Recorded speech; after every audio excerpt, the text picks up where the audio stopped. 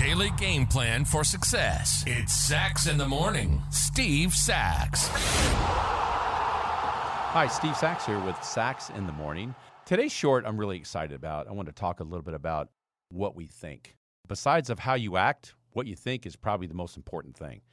So, we can't create our own circumstances in our lives. Many times we don't choose those, but you can shape them.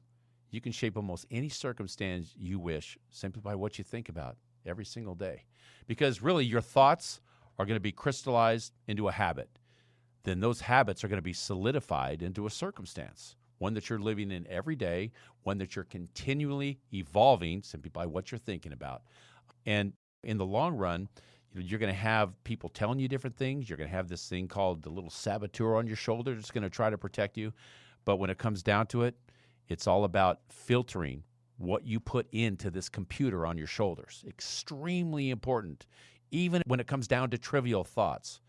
You got to make sure that you monitor those things, right? So if you're putting positive things in there, you're going to get a lot of good things out.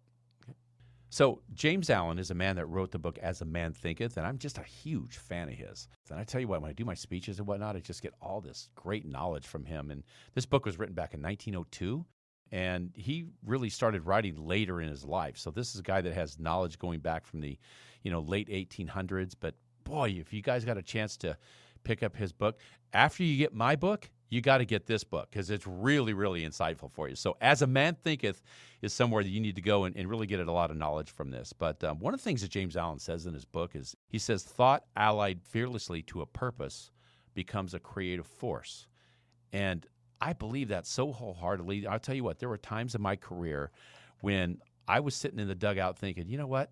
The way I'm thinking is putting me in the doldrums right now. It's probably contributing to this batting slump that I'm in. And I always thought that if I could stack up positive thoughts and in turn that into positive action, then I know where the starting line is.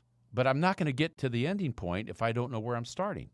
And if I'm starting by executing positive thoughts and, again, monitoring what goes into this computer on your shoulders, it's one of the most important things you can do. You can catch yourself. You can fix this through sometimes training. You can fix it with a good coach. I advise people to have a good coach out there. Lots of people, even business owners, business executives have good coaches.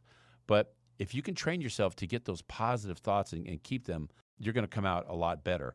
Also, one more thing I wanted to leave you with today is that people don't attract what they want.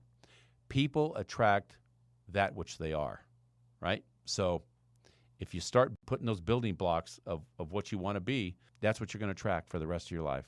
So really, if you want to accomplish a goal, if you're looking to get somewhere important that you're trying to get through, it's all about what you think about in the beginning, the starting point, right?